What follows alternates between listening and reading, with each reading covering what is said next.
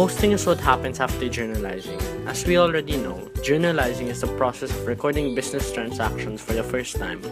On the other hand, posting is the process of transferring the records in a journal to a ledger. To put it in simpler terms, we copy a certain information about the accounts from the journal to the ledger.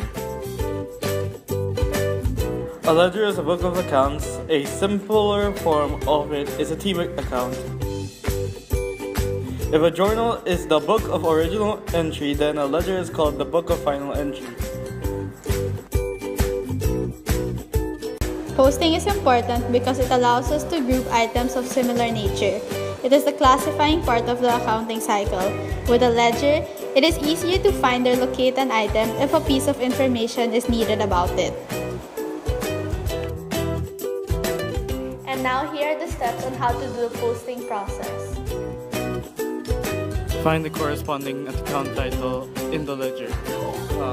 Lay out the following information from the journal to the ledger. First, we start with the date, and then the explanation, and then the monetary value. In the folio column of the ledger, we place the journal page number where the transaction originally came from. And lastly, we go back to the folio column of the journal, wherein we will place the account number of the ledger.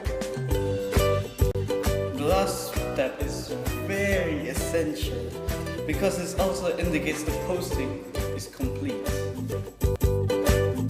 So since you know already how to post, here's an example so that you may be able to understand it more.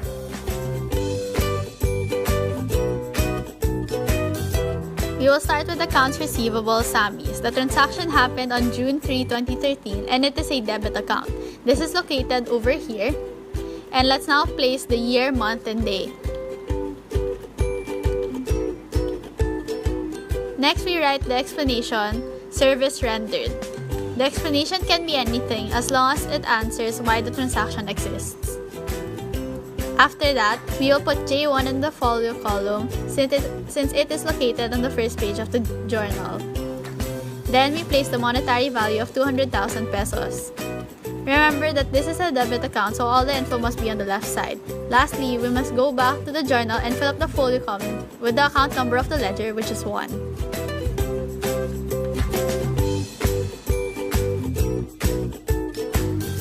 Service income is next. We will just repeat the same process all the way just like group accounts receivable Sammie's. So let's do that. If you notice, it is in the credit value, so it must be in the right. As for the next date, we apply the rules to the transaction done to furniture. It's a debit value, it will be on the left.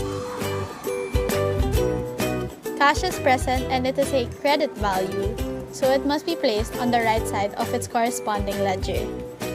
Food expense is a debit account, so it must be placed in the left side. The rest of the info will now be placed in the same way. Cash will be placed in the credit side like what happened in the second date because it is a credit account. Let's go write everything down once more. And that's all the basic info you need about posting. Yay! Yay! Yay!